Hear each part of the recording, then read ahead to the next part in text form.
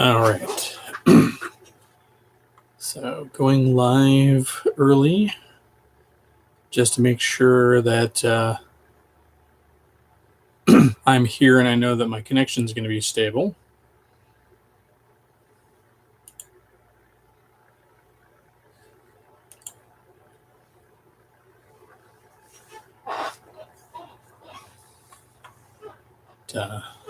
Don't expect anybody to show up just yet, of course.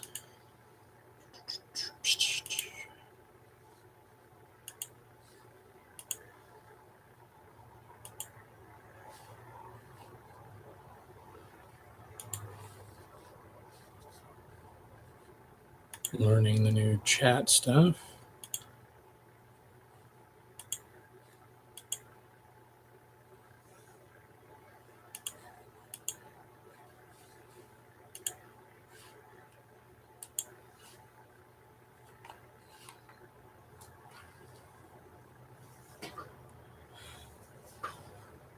"15 minutes may have been too early."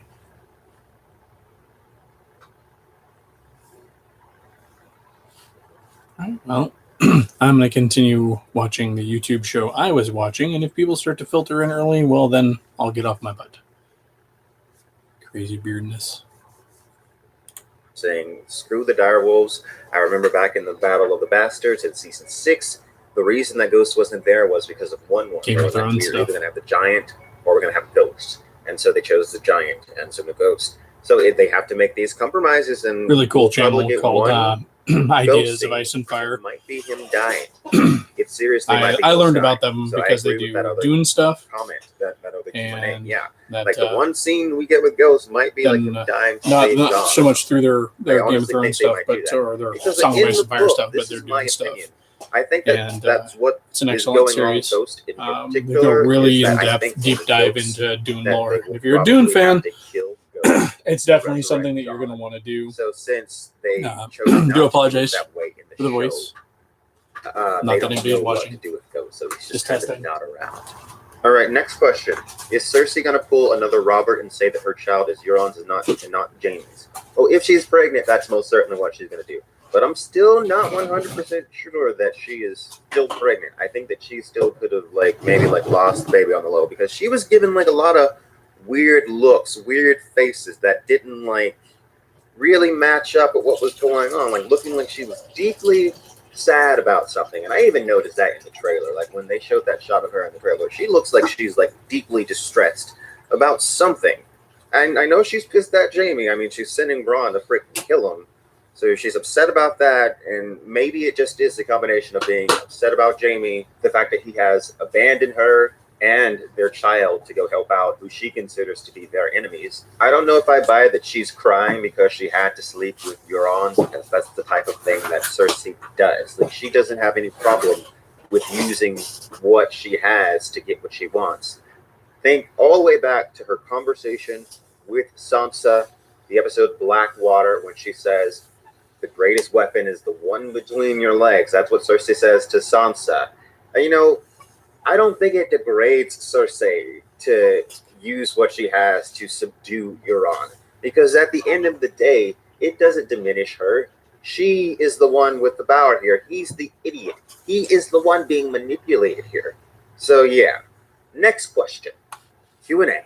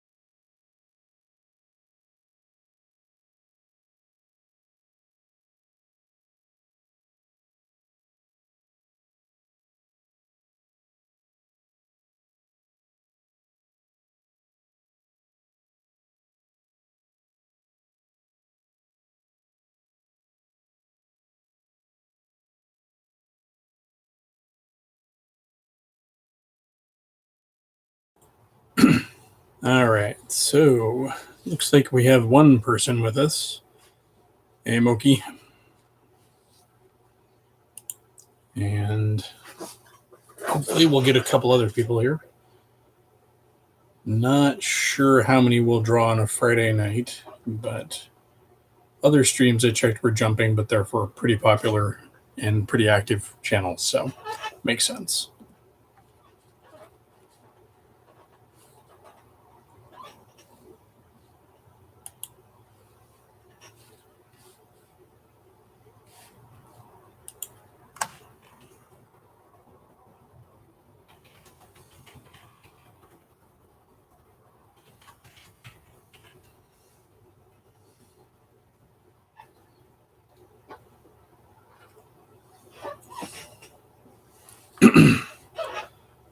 I have to keep the throat hydrated thanks to allergies. Otherwise, I get super scratchy throat. How's the audio?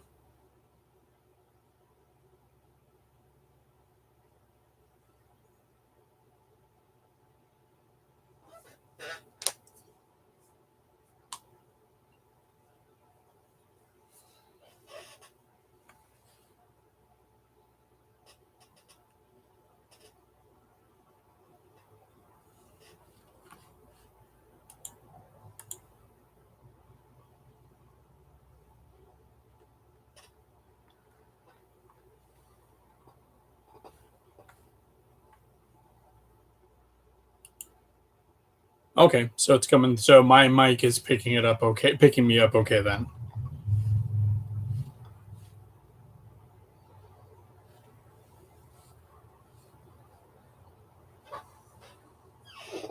Cool. Thanks for coming on early and testing some of that stuff for me. I don't know how jumping this is going to be, but we will see. 5 minutes, everyone.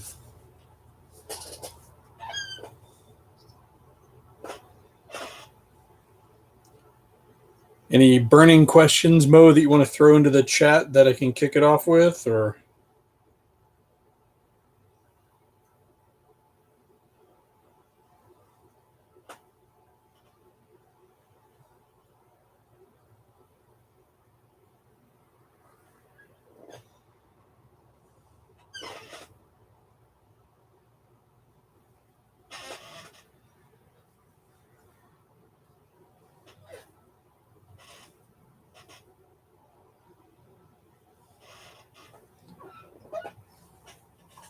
You've always got so many when we're at work.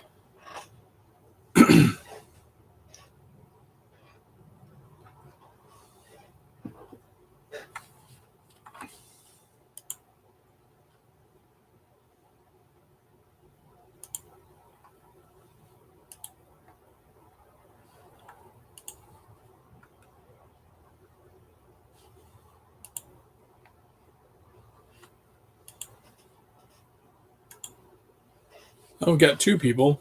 Hey, Mike, how's it going? We're not quite kicking off yet, but I dig your green devil face icon, or avatar, excuse me.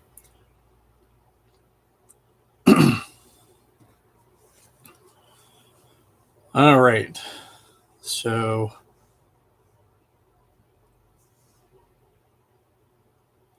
yep, Tomb of Horrors, definitely.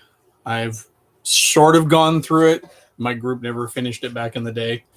Not that we died or anything, we just never actually got a full playthrough on it. Hey, how's it going?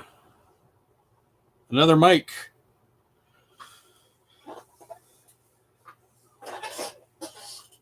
All right. So Vorpal 13 on here is in my Monday group. We just finished up our Call of Cthulhu game. Well, not finished it up, but we took a pause on it at a dramatic moment, and we're getting ready to go back to I'm getting ready to start up my nautical campaign again, Vagabond Seas, which was originally created for my kids and their group, but they decided they didn't really want to go through with it. And I had such high hopes, and my wife had a cool character and stuff, so we're just going to continue that one. But I also work with Vorpal 13, so we talk D&D a lot. Mike Brown, you died many times. How many times is many?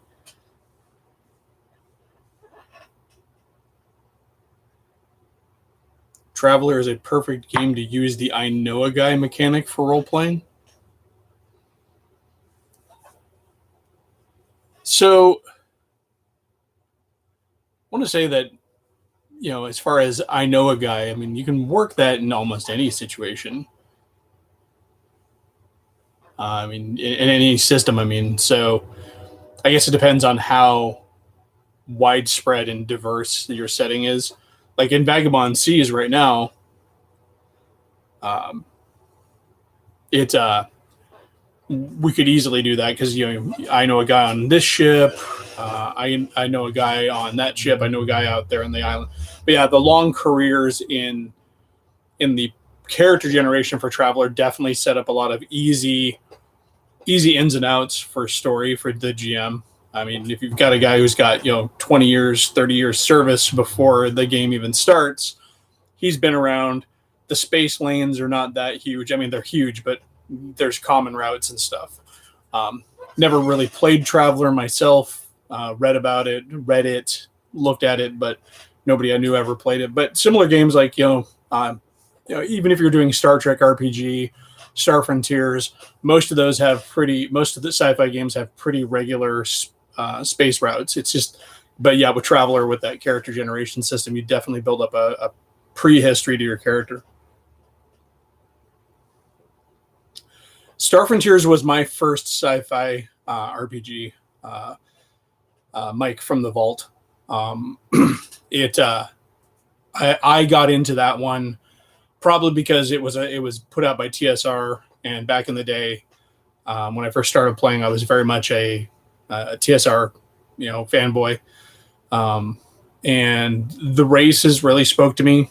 I've always had a thing for monkeys and apes, so the Yazirians in there. Dralosites were an interesting concept. It wasn't until years later that I figured out that they pretty much stuffed elf, dwarf, human, and half orc into the races in that game. You basically had Yazirians were your half orcs, humans were your humans, of course. Dralosites were kind of like your dwarves.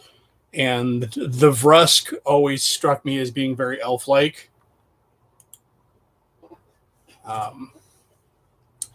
It was a good system. I liked the percentile system, and I loved tinkering with robots in there with their programming rules back then. When what was the new, when they tried to redo the version of it, redo the rules for it later on, with what is it, guide to the universe or whatever, when they tried to change it to kind of mesh it more towards the universal table system that they kicked off with the Marvel game, it kind of lost something. I don't like those rules as much. The original box set was much better. Oops, gotta mute my phone.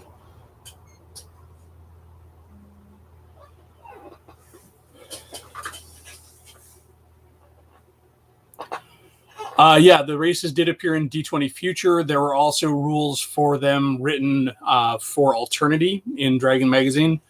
And pretty much all of those species appeared in one form or another, with slight variations in Spelljammer as well.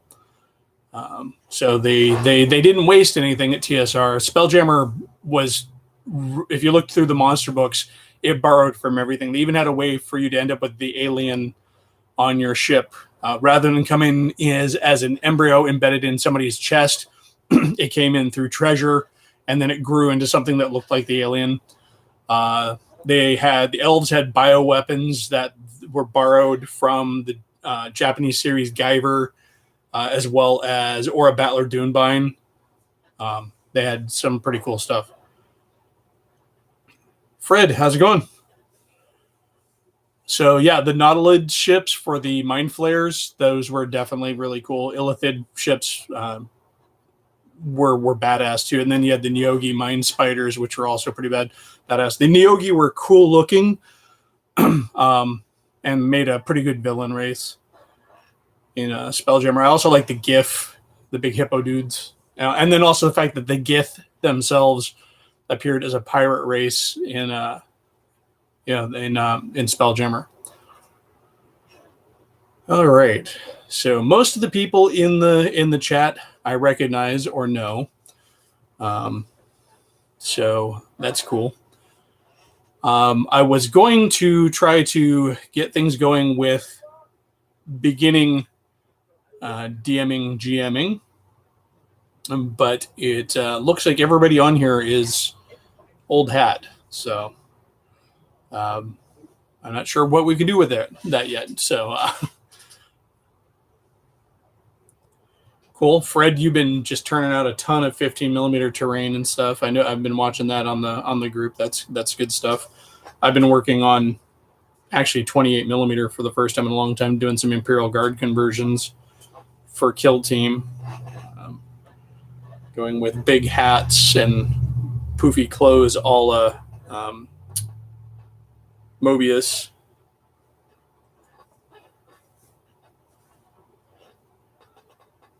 Cheap buildings. What kind of buildings you been building, Mike?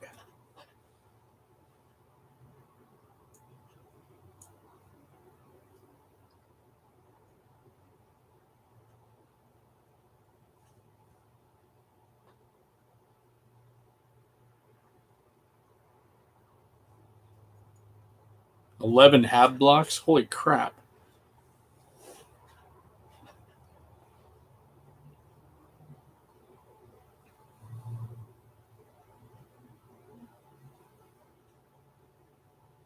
Oh, nice.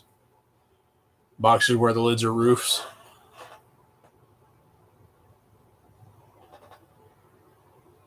I always had this idea for building back when I played 40K a lot when I was a kid. I had this really cool idea that's in my head for taking like styrofoam igloo containers, making fortress buildings out of them by sinking magnets into them and just having all the exterior bits stored inside, and then you just take them on and stick them on the outside in different configurations, so doors and gun turrets and stuff. Never got off the drawing board, but cool. I look forward to seeing those, Mike.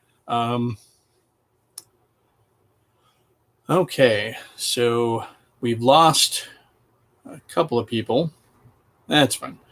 Hopefully they'll pop in and out, but it's still early. So yeah, that kind of terrain I think would be really easy to do right now. And honestly, I'm surprised nobody with all the gimmicky terrain has had that that idea. I mean, to have magnetized buildings that have slots for rare earth magnets that then could have different things stuck to the outside of them could be really useful. You could even do fantasy buildings that way in 28 millimeter. The same A-frame house, or not A-frame, but like timber and wattle and daub house, you could put, I mean, the door would have to be kind of fixed because the framing on those is usually pretty set. But your windows could change. You could have a shop window. You could have, signages and stuff you could put on the outside. You could have different roofs that you could stick on. You could do slate or thatch. But yeah, it's there's a lot of stuff going on that's coming out right now. That's always kind of gimmicky, and magnets I don't think are getting used as much in terrain as I thought they would. Lots of 3D stuff that's interlocking, but we see magnets getting used in vehicles and stuff and models to the point where some of the manufacturers are actually putting slots in there for their magnets, which is really cool. I finally got one or two vehicles that did that, and it really surprised me that they had that much thought to put a spot for a rare earth magnet to go into the turret, so you didn't have to have the deep socket like you used to keep it stable, and it could still rotate nicely. Yeah, the magnets are pricey, but even building your model with a pre-cut hole for a standardized magnet allows the option without having to worry about all the messy drilling and stuff.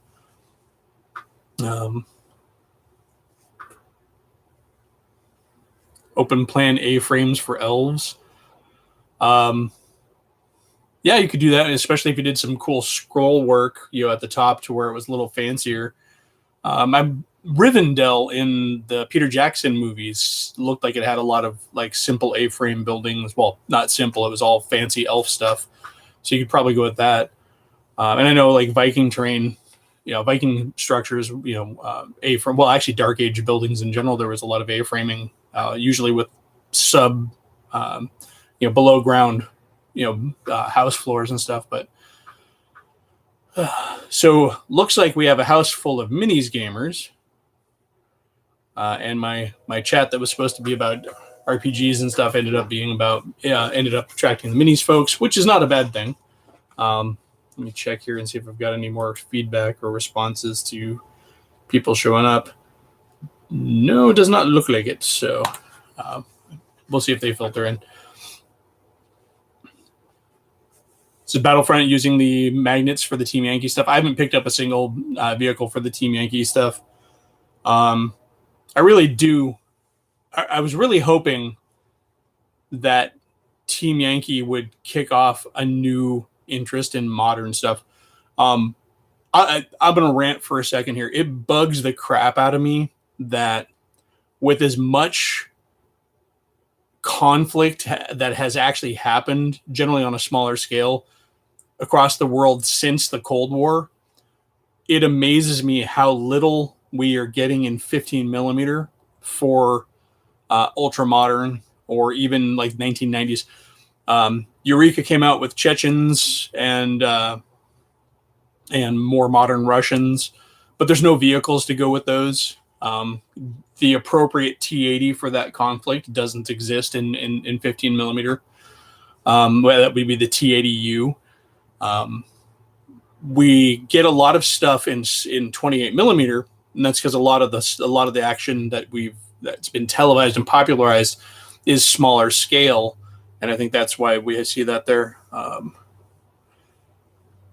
Unbox Warehouse. Right now we are talking about miniatures because everybody who showed up is more of a miniatures gamer. But certainly it was originally going to be about beginning DMs or beginning GMing. So Mike, QRF still doesn't have anything past the Cold War. For the most part, with a few exceptions. I look all the time. I've got a big banner that I keep waving for a T-80U because it's like my favorite. Visually, it's my favorite version of the T-80 that's come out. And nobody makes it. Nobody has made it. We haven't seen an Otakar Cobra, even though it was used in the Chechen conflict. It was. We don't see.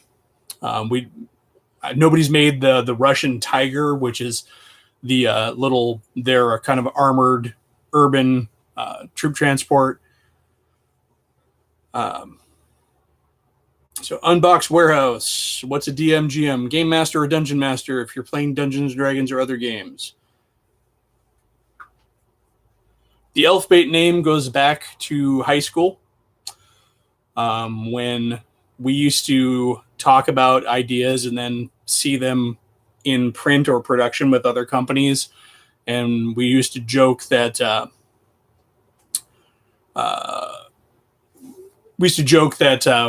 our ideas were being stolen by little elves that hid in the closets and stuff like that. And so we just eventually started throwing ideas out to the cosmos and called it Elfbait because we're baiting the elves to steal our ideas so we could buy them in books. and it's always stuck. So let's see. Pro player for Magic the Gathering. That's pretty cool. When Magic first came out, I had a friend who that was his day job. He was a Magic dealer. He had a beeper, and people would beep him, and he would call them and go, "Yo, what you need?" And they were paying his rent. They were paying for his big screen TVs. They were paying his car payment. Yeah, it was crazy. Yeah, so Mike, it's again, kind of like, so that's my personal gripe with 15 millimeter scale for modern conflict is they don't make anything past the Cold War for the most part. What's interesting is when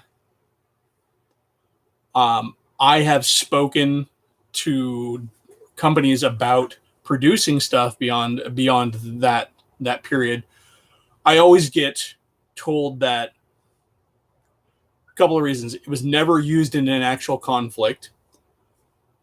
Most Cold War hardware that's out there never really saw too much open conflict.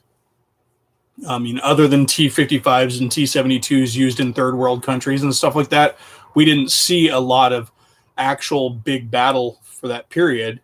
I mean, and then so the other thing is that they say that there's the constant talk of there's no market, there's no appeal for it.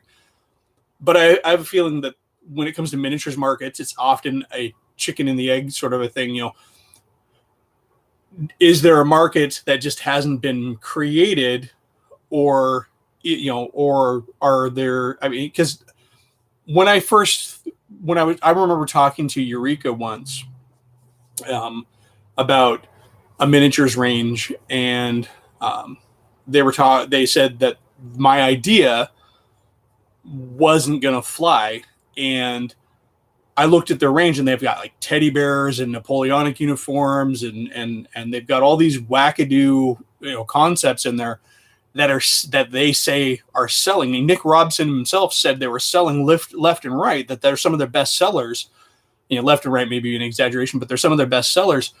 But I have to feel that I can't help but think that until somebody threw out teddy bears in Napoleonic uniforms or teddy bears in, Isandwala uniforms or whatever, until that appeared, nobody thought that they needed them. I mean, samurai frogs, I doubt there were a lot of people who were just chomping on the bit going, "Where's my samurai frogs?" I feel that like the 1990s to early 2000s era and 15 millimeter is similar it's similar to that. It's a market waiting to happen, but nobody wants to do it. And in an age of Kickstarter, it seems extra odd that it hasn't occurred. But anyways, rant mode off. So yeah, I mean, that just kind of surprises me that nobody stepped there. Yeah, I mean, once there is a figure, somebody will buy them. Look at all these different games that come out. Little quickie, limited, they never end up with huge miniature ranges, or they grow, they come out and then they explode afterwards. I mean, Weird is one that came out. I mean, that's, Infinity. I mean, heck, you could say, I think any of the non-historical games you could say are that way. I mean, until Warhammer came out, there wasn't much of a market for grimdark stuff, although it wasn't originally quite as grimdark as it is now. In some ways, it was different. But we had sci-fi. The chibi style, that is actually a good example, too. The chibi style is popular because it plays into the same psychology as video gamers, so it crosses over with the video gamers. It also appeals to the same mentality that makes Funko Pops popular and stuff. So I can see that the chibi stuff, it's a visual aesthetic that, I find cute, doesn't appeal to me. It's fun, but somebody's liking it because people keep making it. Look at Coruscant. Coruscant Miniatures cut his teeth by doing the obscure armies that were showing up in like the WRG books and stuff like that, DBA and all of that. He was having miniatures ranges made for these oddball armies that nobody did minis for. Makes for really cool stuff. I mean, it's actually great for doing fantasy human armies because some of these armies are so unfamiliar with a lot of people. You can just throw them out there and people don't immediately identify it as samurai or 12th century knight or 15th century knight or whatever. But yeah, I mean, so I'd be interested to see what is in the future for like modern warfare type stuff. I think we're going to see more and more 28 millimeter skirmish because a patrol of guys is easier to play, easier to paint, and we just haven't seen a giant all assets kind of a battle really since since they kicked off the war in Iraq, and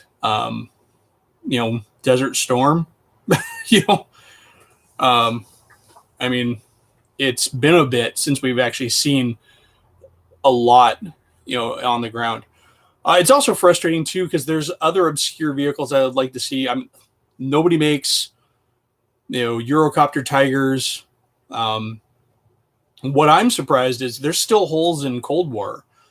The Russians, part of their marine assault setup is to use Ka-28s, I think it is, or 29s.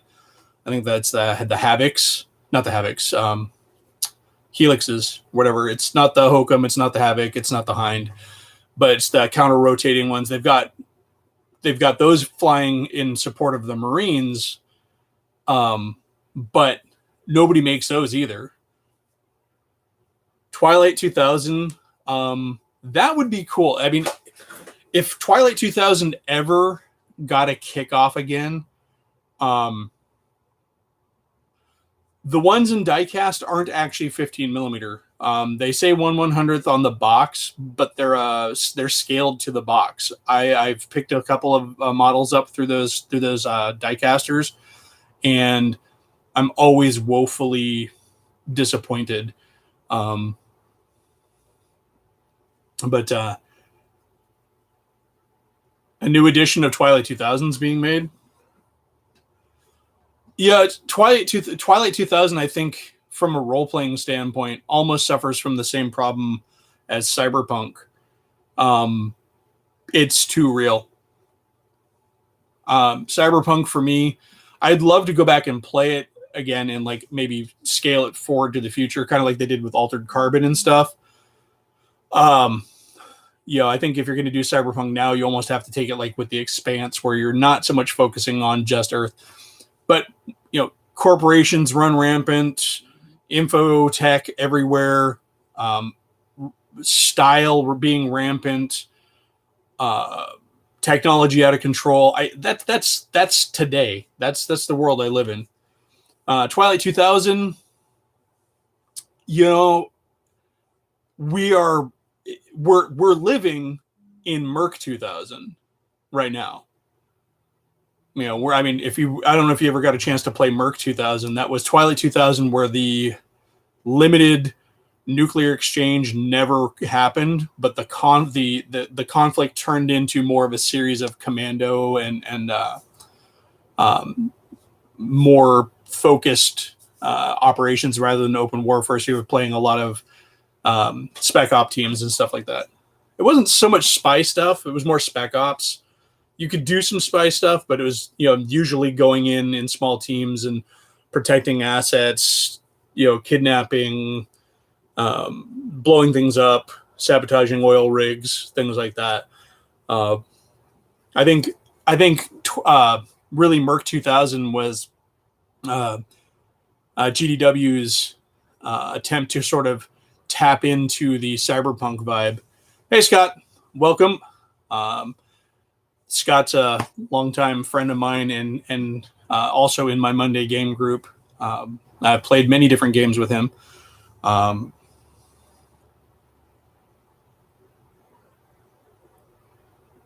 BLO. Black Ops. Okay. Yeah, Black Ops stuff definitely was Merc 2000.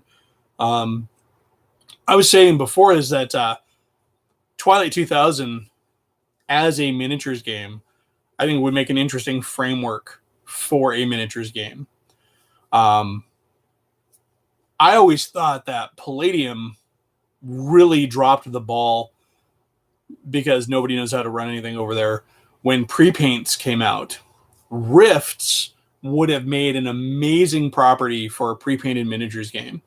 Pick a scale, something around like 15 millimeter for the basic infantry, and then release faction sets. And so you've got, your coalition, you've got your northern gun, and your standard miniature is 15 millimeters. Your UAR1 is this big. He's the big model that comes in the random pull packs. You have your special models, which are like the skull walkers and the troop transports. They really missed it. I mean, they tried to do miniatures, but they never did anything with them. They just did like 4 or 5 blister packs, and that was it.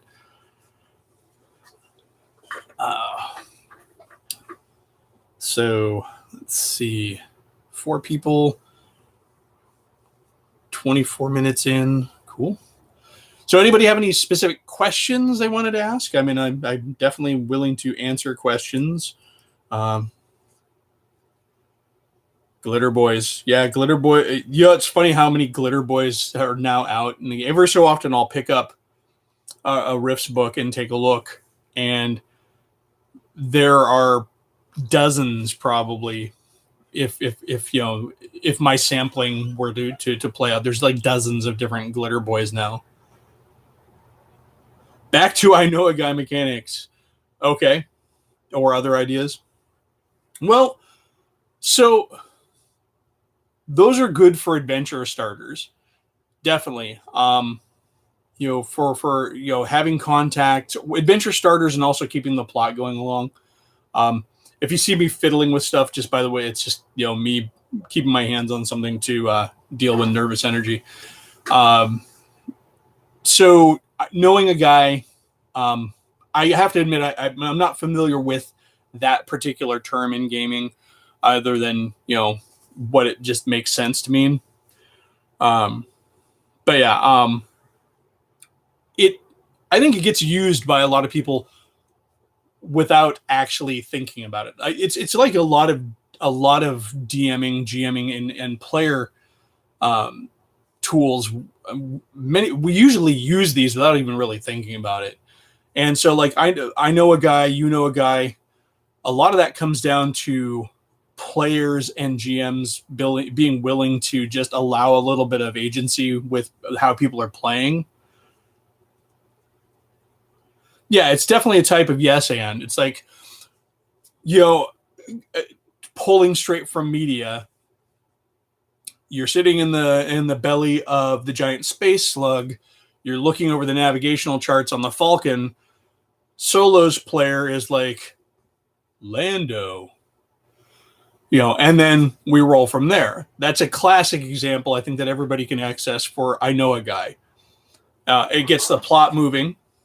It moves the story on to the next thing. So either, it could have easily been, in that same situation, it could have been Leia going, well, there's a small resupply base that's not too far from here. We could go to such and such. I mean, if we're talking about players.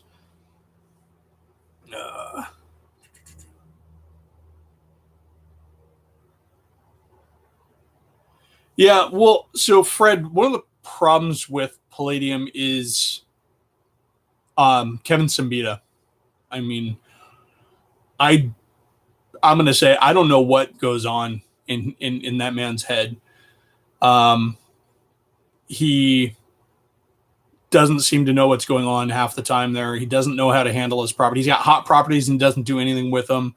He won't let anybody else touch them. When I saw the Savage Worlds Rifts coming out, I was like, holy crap. Simbita let somebody else do something with his property. The way they handled the Robotech Tactics miniatures game, horrible. there was a guy who had gone through and done files and models and a system and play tested an entire game for that. Walked to and demoed it for them. This, as far as I understand from his website, demoed it, and they're like, no, we're not really interested. And then shortly thereafter, announced that they were going to do their own. They basically Babylon 5'd the guy. I don't know if you've ever heard the story about DS9 started with Babylon 5 getting pitched to Paramount. And they're like, no, we're not looking for anything like that. And then, shortly thereafter, they decided to do Deep Space Nine. Let's see. Astrophysicist to give lecture at noon.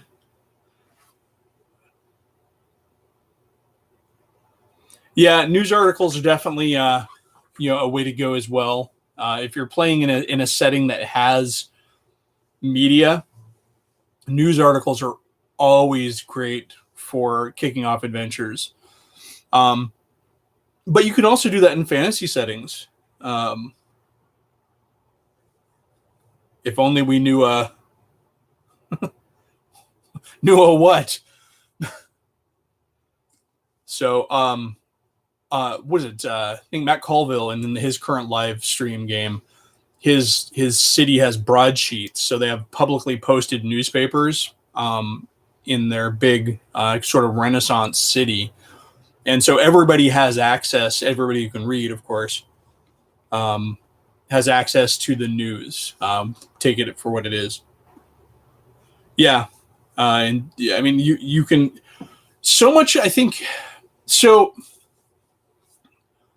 When I'm talking to people about how to play D&D, it really often comes down to like making an adventure. I mean, you have to make a character who is an adventurer, regardless of what RPG you're playing. It does you no good to make the guy who's just going to sit there. And so when you talk about I know a guy, or if only we knew a guy, those are statements that are made by people who are playing adventures. Sort of my rallying call whenever I'm trying to short form it for people is, Frodo and Bilbo both had to leave the Shire for adventures. And Bilbo never left the Shire. That whole saga doesn't happen. The ring stays in a cave with Gollum. It never gets found, or somebody else finds it down the road, and we don't have that saga. So the players, regardless of what background or story or secret you give your character, you have to build that character with a willingness to adventure. Well, yeah, players have to be into it. That is true. But I think it's dangerous to say that somebody has to be into it to get into it. A lot of campaigns start on very general notes, and it's hard, especially when you're doing like open role-playing worlds, to immediately grab onto something. The ability to get into it, the onus of that is as much as, if not more so, with the player than it is with the DM or GM. I've seen terrible GMs, or really vague GMs. I won't even say terrible. GMs that didn't necessarily throw it all out there, who have had players who just ran with it. And I've seen GMs who provide a vibrant, brilliant world with all sorts of options end up staring across the table. I've been that GM, staring across the table at people who are just, all I can hear is crickets, and nobody wants to do anything. The players have to be willing to allow themselves to get into it. Otherwise, you're not going to go anywhere. You're just not going to end up doing anything. Like I said, you got to leave the Shire. But, the statements like I know a guy and everything, kind of going back to Mike's point, these are good tools for people to use. And it's also not just I know a guy. It's when the GM says, well, the thing that you're looking for is in the town of Havenport. a player could easily say, oh yeah, Havenport, I have a cousin who lives there. If a GM that's willing to roll with what the players threw out there could easily work with that. Whether the cousin's actually there when they get there is another matter, but it builds the world, and it's a willingness to engage with the world. I think that's important, and it keeps things moving. All right, Princess Bride quotes. Need to refresh the throat.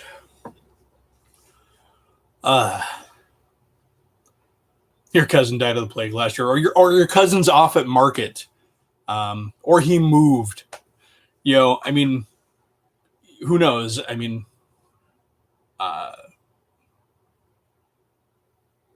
yeah. I mean, you can access your character's backstory for a lot of that, and it's not always a good thing too. It's like, we're going to Havenport. It's like, oh, I've got a bounty in Havenport. Okay. Or Havenport. Oh, that's where I assaulted that priest, and he's not happy with me. We better be careful. You could do that. I mean, I think we see it in TV a lot, and in movies a lot, and in books. I mean, obviously those are scripted, but if a player is willing to put themselves into the game and present this, and it comes down to the DM there too. A lot of DMs are really testy about players inserting stuff into their worlds, and I can understand that. I've in the past I was a habitual world builder. I still am, but I've really learned over time to kind of back off the world building a bit, at least up front. I front load enough detail to where I can still keep things moving mechanically and spontaneously. But I don't tend to build as much solid information up front as I used to. Let's see here.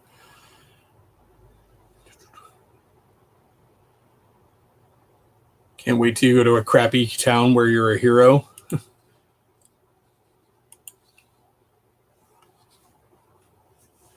It's funny because a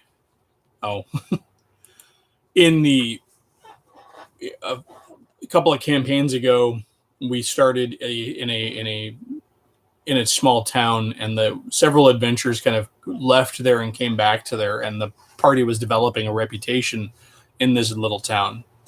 The town was so small, it didn't even actually have a magical priest, and it didn't actually have an inn. It had a tavern, but it did not have an inn with rooming. So it was actually a small enough town to where the players could get some support. There was an herbalist there, and there was a temple, but it was this kind of crappy town, and they were starting to develop this reputation with the town and the surrounding countryside. The hero of Canton, the Mutters. All right, I need more questions. And there's 4 of us.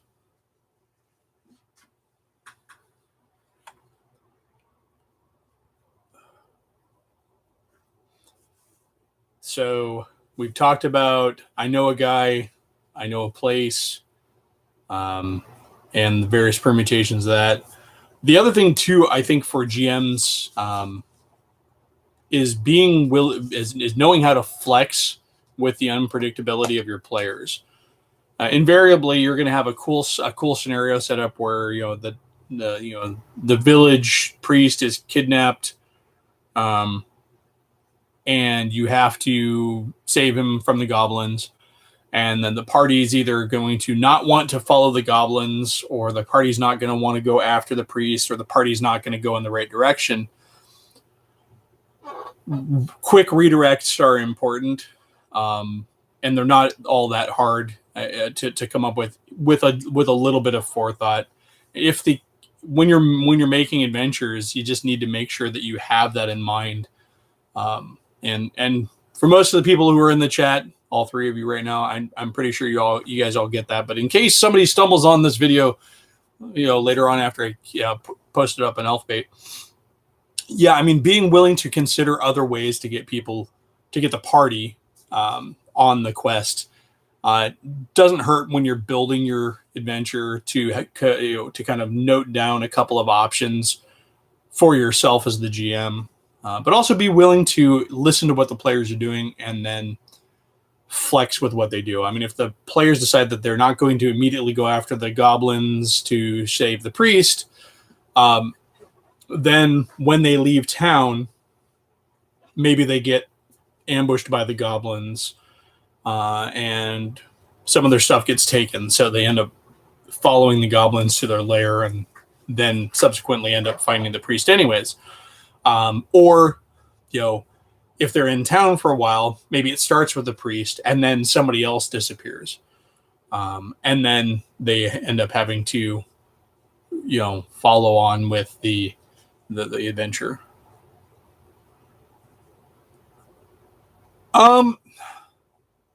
Plotting out where the big bad goes in his day is not bad. With your big bads, you probably don't even need to think too much on them early on. Having an idea what I would say that more important than their their kind of comings and goings is to know what their major motivation is, which you probably have if you've created the campaign already. But that motivation, if you keep it general, but how do I put this? If you keep it focused but still sort of general, you can roll with it. 101 things when I'm evil overlord. So I mean, for example, if your big bad is kidnapping priests and stuff using goblins, and his goal is to get the souls of a dozen priests so he can conduct this ritual, I would leave it at that. And then, then you can, it doesn't have to be, you can kind of roll with how where the priests come from, what they're doing, and that's going to determine kind of, your next few adventures, dealing with the big bad. If the village priest this time, maybe it's a bigger named priest down the road, actually taken from a cathedral and an actual high temple or something. You can keep it. But if you try to go too specific, like he needs these 12 priests who are all involved in this particular thing, now that's cool. You can do that,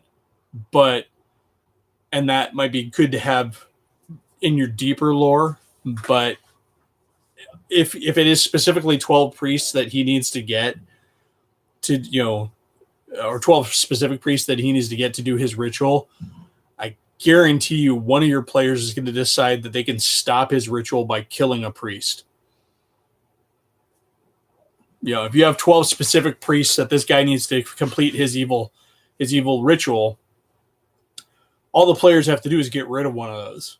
And, they either set back the big bad or throw his plans off altogether. The BBEG has a cover, or is he a known BBEG? Okay. If they have a cover, so I kind of ran this in one of my recent campaigns where there was a merchant who was part of an organization in a city that was actually experimenting with students at the local university, trying to ramp up their powers with quick and dirty magic to try and use them to access demons without having to go through all the normal red tape. He was just a merchant by day, and when the party confronted him, he played dumb. He played like he was a regular merchant. He wasn't the big bad evil guy, but he was one of them. He was one of the lieutenants. He played like he was a regular merchant. He tried to stall. It wasn't until the party really pressed the issue that he actually revealed himself. But having a known big bad evil guy is actually kind of cool, because then you can really play up his reputation in the background. Darth Vader is a good example. Everybody knows that Darth Vader is the big bad evil guy in Star Wars. Well, technically it's the Emperor, but on the operational level, it's Darth Vader. And so if you're running a character like a Darth Vader, a villain that's like a Darth Vader out there, and your players are going around the countryside doing whatever adventures, maybe they've ventured off into some side quests, your known big bad evil guy is a really good way to get your party back on track. So, they stopped a couple of priests being kidnapped, and I'm going to keep using this one. And then they find out that something else is happening. Priests aren't being kidnapped anymore, but now the well-known big bad, the Darth Vader, is going around and robbing tombs, or maybe he's doing a lot of grave robbing, and maybe the bones of ancient high priests or priestesses or whatever are going missing. Perhaps relics are being taken from churches rather than the holy men. Maybe sacred sites are being violated. But this can trickle down. So if your guy's a well-known big bad, then chances are that the rumor mill and refugees and stuff like that are going to transmit that information across the countryside and eventually to your players pretty easily. So that was kind of rambly, but hope I answered the question. It was, if there was a question. Oh.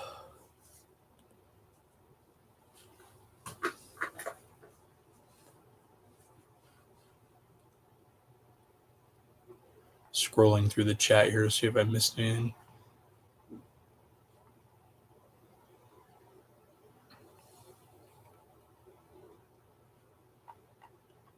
Kind of back to Fred's mention about the day-to-day.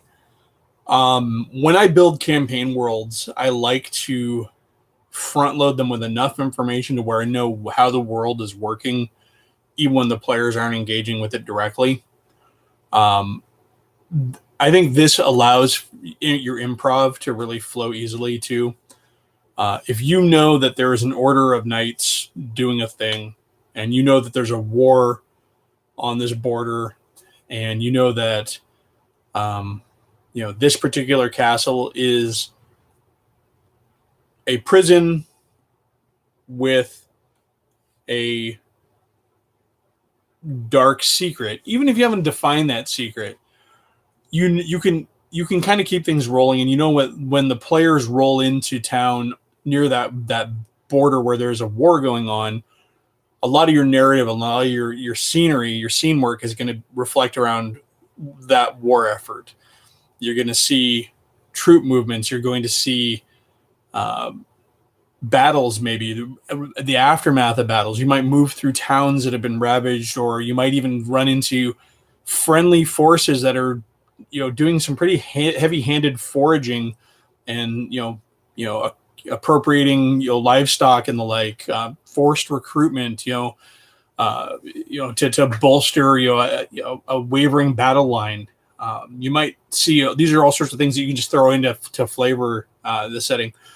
If the party finds themselves in the area around your fortress, your prison fortress with a dark secret, you can start throwing out rumor Easter eggs and see which ones your players wake up to, kind of perk up to. So maybe you haven't decided whether the dark secret is that they're selling the prisoners to necromancers, or there's a demonic cult in the prison, or maybe the prison itself is the entry to some sort of a deeper dungeon. All of these may be on the table, and you start throwing out those rumors, and then your players respond to those, whatever they respond to best.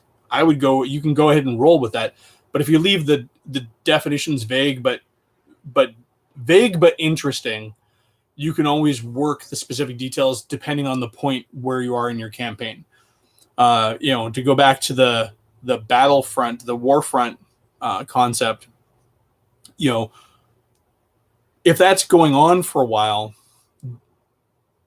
depending on when the players get there and what the story is that has them there, if you haven't defined the conflict yet, you can go ahead and customize what's going on there to better suit your current adventure. So, if the party is supposed to be moving through this land with some difficulty, have the battle or the war that's going on there be a little bit more active, a little bit more dangerous.